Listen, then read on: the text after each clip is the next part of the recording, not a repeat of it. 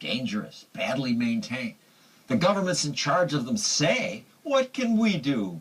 Budget cuts took our money. We don't have enough for maintenance or security. That's what they say. So do we let the parks rot? Let them become havens for drug dealers, prostitution, violent crime? This park was known for that. And yet, now it's nice. It's Bryant Park, just a few blocks from the studio. What changed it? This man changed it. He's Dan Biederman. He essentially privatized the park. Now he wants to do the same thing to the Boston Common. And that's a terrible idea. It's just Shirley Cressel, a Boston journalist. So, Dan, you first. How'd you save Bryant Park? Well, first, John, you've got to make the park great if it's going to attract private funding. So security, sanitation, horticulture, great lighting, and a lot of programming to draw people into the park at off hours so that it's always safe, because the best safety for park is not a tough security force, but a lot of people in it. Private funding meant you got the businesses around the park to cough up the money. Once the park was great, there were four principal sources: the businesses around the park, real estate owners, concessions, events, and sponsorships. And since 1996, we have not asked the city government for a single dollar. Shirley, sounds good to me, and the park looks great. What's wrong? Well, the park looks good, but it could be better, and it could be public. Well, what's wrong with sucking the money from private businesses as Dan does? Because it goes into private pockets. So what? This is because it's very good to use, for Dan, to use the public land for running a private business, a rent-a-park, where, you know, all year round there's commercial revenue from renting it out to businesses. He keeps all that money. People don't realize that. I was in the park yesterday. I walked around. I did a little survey. I asked 20 people if they thought this money was going to the city, and they all think it is. So what if they think it's going to Mars? The park's nice, and the taxes aren't being hit for it. It wouldn't hit the taxes, and because we have the money left over, and the park could be just as good. Well, Shirley, it certainly is true that the park is very commercial these days. We were just there. There's lots of buying and selling going on. The day I was there must have been 100 booths selling food and holiday gifts. Very commercial. On the other hand, the public seemed fine with that. Well, they've done it up nicely. You know, if it was just ragtag stalls that didn't look very nice, it'd be a different story. They're doing a lot of the things that they should be doing to, you know, make the city some money. Make the city some money. You should ask. You should do it. Making Dan some money. Yeah, that's right. You should do a little study. You feel bad about that? If everybody would feel just as good about it if they knew where the money was going. It's delightful that the public thinks this is a city-run park. That means it's very public. Nobody has viewed it as privatized.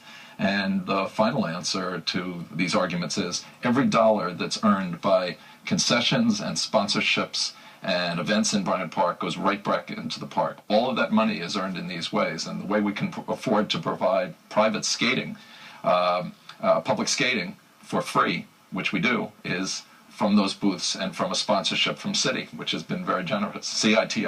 All right, well, let's talk about your next fight. Let's talk about Boston. The Boston Common was once a common grazing field, a common in the 1600s. It suffered the tragedy of the commons. It was overgrazed. Now it's a park. It's been managed by government for about 400 years. Badly managed, and this is the result. So, Dan, your plans? Well, the last thing we want to do is privatize Boston Common. Boston's not New York. There, it's not as commercial a district. There, John, we are in the position of coming up with ways to greatly augment the city's budget, which everyone involved feels is inadequate. So get the people around the park to pay most of the money. And no, private companies, the Central Park model is a little tougher to... The Central Park model, just for clarity, and I have a bias here, I'm on the board of the charity that helps manage Central Park. I joined people because I saw what they did to Central Park. Here are some before and after pictures. When government managed Central Park, it was barren and dangerous. And now it's wonderful. And what the model is that I give money, people who live around there just give money. It's not a business arrangement. You're doing some mixture of that in Boston, as you're proposing. Correct. It would be a mixture. You can get a lot of money from private sector companies from sponsorships where they don't demand a billboard. They demand almost nothing. You give them a little small plaque of attribution and they will put a lot of money into the park. Well, yeah, we already have the plutocrats, and now we're going to get the corporations, the best of both worlds. First of all, it's not the point isn't what the size of the billboard is. The problem is that we don't need to do this, and we don't need to What's the harm in doing it? to teach our next generation of children that the only way they can get a public realm is as the charity ward of rich people and corporations. We can afford our public realm. We're entitled to it. We pay taxes, and that's the government's job. This is not a model. This is not a model. Good model. It's not a model. We have to hold our government accountable. I don't know what will And happen there's in the no rest of the reason not country. to. It's working in Central Park. It's working in his New York City park. Why not try it in Boston? Well, it's working for your corporations, and it's working for your billionaires. Working for the public. It's not, because these people, the moneybags, get to decide how the park is used and who goes there and who are Who do they keep out? and who the desirables are and who are the undesirables. Who are the undesirables that are kept out? Undesirables are primarily homeless people, which are always the first thing on the list of how to deal with the homeless people. Want more homeless people in the parks? Well, homeless people have to be somewhere. If we don't make a system that accommodates people who don't have a place to live, they have to be in the public realm. I think unless you can suggest something better, they have to be in the public realm. You're on 42nd Street. We have an answer to that. We have the same number of homeless people in Bryant Park today that we had when it was viewed by everyone, including yourself, as horrible in the early 1980s. What we didn't have then and we have now is 4,000 other people. So the ratio of non-homeless to homeless is 4,000 to 13 instead of 250 to 13. So any female walking into Bryant Park who might have in the past been concerned about her security Now she feels safe. says this doesn't look like a homeless hangout to me. The homeless people are welcomed into Bryant Park if they follow the rules, and those same 13 people are there almost every day, and we know their names, and it's nice that you happy have to have them. you have your pet homeless people. You're I worried about appreciate that. protests. You're worried about protests. Yes, that's another major thing.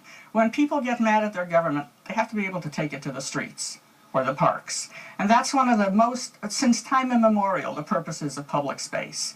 And a lot of this privatization, and it's true of other parks in Boston, and I'm sure here also, was to stop the rallies and the be-ins and all that, 50,000 messy people wanted stuff. to protest Bush in Central Park, and We're not allowed. we're not allowed. But they Yes. would have killed the grass.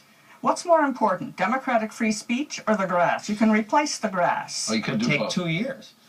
Whatever it would take. It's just We don't have grass. enough democratic free speech? They can't No. protest on the street? No, this is the place where they would get their proper publicity, where they would get their legitimacy, where But it they was would. government that said no to them, not corporation. Well, it's the kind of government that is now giving their places over to corporations. That's what the real problem is. What we have to do is fix the government, because we're ending up with a two-tier Good luck with that. public Dan, I'll system. give you the last word. Quick word on events since free speech. The Parks Department writes the permits, so they're the final You don't decider. write them. The government writes. Parks Department does, and will always be the case. And anytime it's a politician who wants to demonstrate, we've had obnoxious people on both sides. We had a racist preacher. We had a gay pride demonstration where the language was horrible. Both were permitted because under the First Amendment, we're the agent of the city, and we had to let it be. So we do not abridge any speech in Bryant Park or any park I'm involved in. Thank you, Dan Biederman. Thank you, Shirley Kressel. I wish I could say good luck to both of you, but I can only say good luck to him. Up next.